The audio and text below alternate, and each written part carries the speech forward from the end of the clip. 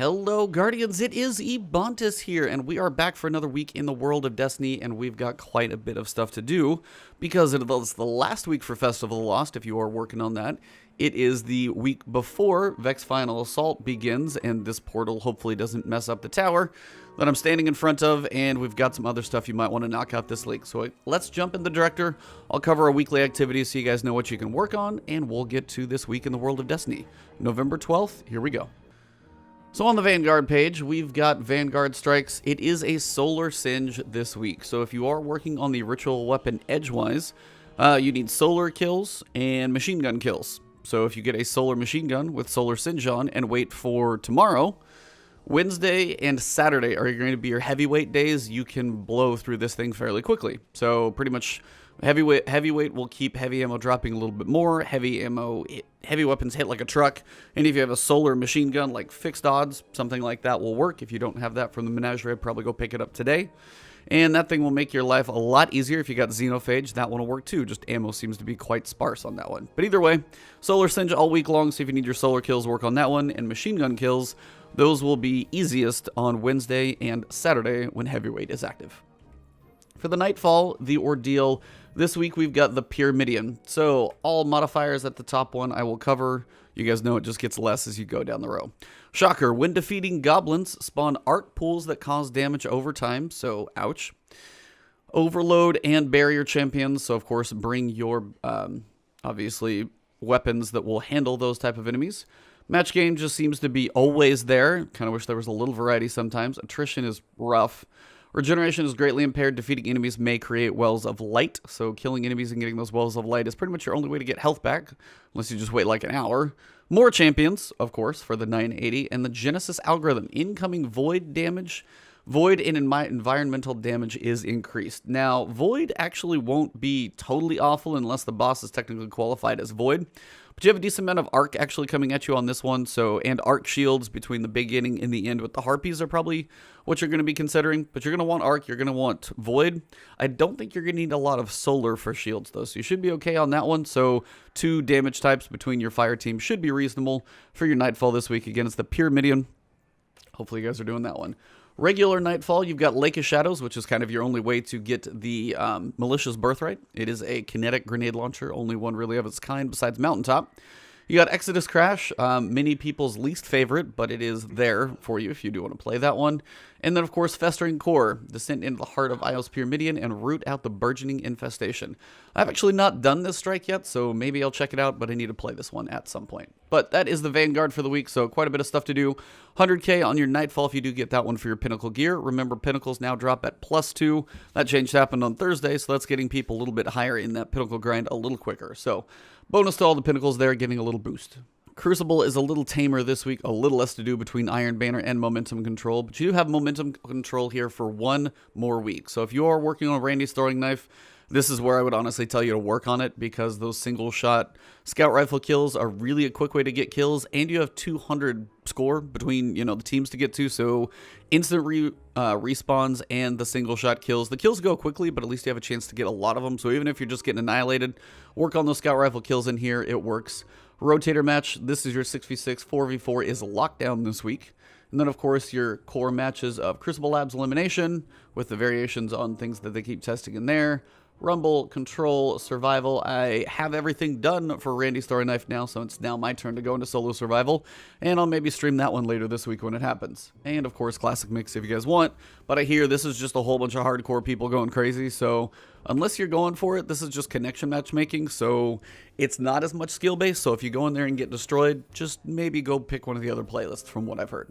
Gambit doing its chill thing down here with your usual tier 2 powerful drop. Outside of exit strategy, which is why I'm going to spend some time in Gambit later at some point to grind that thing out.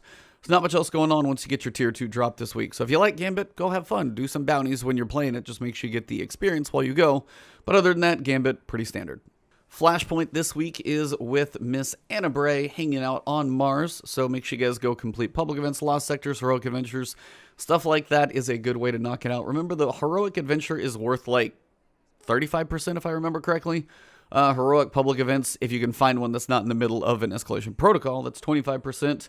And usually for me, the quickest one to run is Core Terminus right here in Braytech. This Lost Sector goes ultra quick, so if you need one to run through quickly, this is probably the fastest one on this planet to knock out. But don't forget your Heroic Adventure. It's a nice way to boost up that thing and then get your 100% for your Tier 1 powerful drop. Alright, Guardians, we'll start on the moon from the bottom up. You've got your Mysterious Disturbance. We're back to the first mission, Tier 1 powerful drop. Defeat 30 Nightmares in Sorrow's Harbor. That is also a Tier 1 drop. Remember, if the event is going on, Altars of Sorrow, should be able to find plenty of Nightmares running around. Spend some time there, and you need to spend some time in there anyway for that quest for the dropping item for Pit of Heresy. Over here at Eris, we've got your Memory. If you are still in the memories, you haven't done all 5 of those, you missed a week or 2, you will finish up your memories. If you finish the memories like I have on my other character, you still get a chance at a Tier 1 drop. It's just done in a different way. But go talk to Eris, get your bounties, because of course we know we spend a fair amount of time on the moon. Vex Offensive is over there. Up top, we've got the Pit of Heresy, so the dungeon, if you haven't been in there. It's awesome. Did finally finish it with my brother the other night, so that was cool. I'll be working on solo guides at some point. Just had family in town for like 3 weeks, so a little behind on that one, but at some point it will happen. You guys know that. So we got Fear Nightmare Hunt and Despair Nightmare Hunt. Both of these are worth Dreambane armor. You guys know the weekly Pinnacle is worth that master completion on one of these. So you've got Crota, you've got Fogoth, and you've got Dominus Gaul. The Rage one is actually going to be the one that gives you a chance to drop the Essence of Rage for your shotgun. So if some of you guys are farming for that 1-2 punch shotgun that will drop through the Essence of Rage, definitely spend some time in here if you're going for that beastly shotgun. Other than that, up at the top, we've also got the Raid. Of course, you know your Pinnacle gear is +2, as I said, so spending some time in here will net you a nice little character boost, depending on what your random luck is at drops. And that pretty much wraps it up for the moon. So in the tower, we have the final week of the Haunted Forest. So make sure if you guys are working on Pinnacle, get a group together, get to that 9th branch. A little coordination will make this happen. So you just got to be a little patient if you're saving supers or things like that. But this is your last week if you're trying to complete daily bounties or anything like that. Make sure you are doing as many as you can. If you're a little behind on the Haunted Forest stuff, you have 7 days and then it is gone. Speaking of Haunted Forest, we'll definitely talk about the Eris store in just a sec. But you've got your bounties for Banshee, Crucible, Vanguard. Clan Rewards is Tier 2. Over here, Vex Parts Collected is Tier 3 for Ikora. And then, of course, Shady Schemes over here at Mr. Bountyman for Gambit. But Ikora is probably going to be changing up next week, so everybody be ready when she changes over, because we'll be facing potentially the Undying Mind. That's what the Triumphs say. So that is when the Vex Final Assault begins next week, so we'll be seeing what happens there. But let's go check out the Eververse store, because that pretty much covers most of the week of what we've got, and wrap this thing up. So for the final week, you guys can see we got the Desmodus ship, the Heroic Robe, the Thorn Ornament, Hive Jack-o'-lantern projection. We've got the Bone Boogie. So over here for the event, you guys can see everything that is available. Most of it for Bright Dust. A little bit of Bright Dust at the front. A fair amount of it is for silver, though. So if you guys do want some of these bundles, definitely make sure and pick them up if you're looking for those bundles. Seasonal purchases as well, but Bright Dust is the main things that get the rotation. We're back to the Jensum Relic Shell. Got the Cryptoperian Shell. The Necro Beast, so the crazy, basically bad juju skull speeder, which is cool. So your mods on this one are going to be, at least this 160, so it can roll properly, same as this one. The Broom Swept Knight. Still, again, just the fact that it's like steam or dust coming out of the back, so pretty clean there. At the Omnigul and Jack-o'-lantern mask, if you do want to put that mask on there, it is available. And down here, you've got the Looming Moon, Soul Knot, and Murder of Crows effects for you guys. So if you're missing any of these things, buy a single shader if you do want to unlock them. If you haven't yet, it's kind of the only way, really, to do that. But just for a couple more things for you guys to go over, I did want to say, as you're working on your quest and stuff, as I said, if you're working on Edgewise, solar machine gun kills are going to be very easy to get on both Wednesday and Saturday. So if you're working on those are your days for that for sure.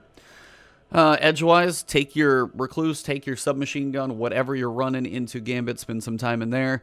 Now is kind of that lower week. If you've kind of done your Festival of Lost, you've done some other things, now is your time to grind out some of these other pieces. First Watch, I hear, has multiple layers to this thing, so get to cracking on it. Guardians defeated. Again, basically work on your quest. But Randy's throwing knife, if you haven't done your Scout Final Blows, Have it on your enemies defeated medals. On your enemies defeated medals, apparently cold fusion. It's 2 fusion rifle kills without dying. 100 of those will complete this for you. Medals are very, very inconsistent, which I kind of hate. And enemies defeated doesn't seem to do very much. So the medals are really the way to go. Cold fusion is probably one of the quickest ones to do because you get two ammo.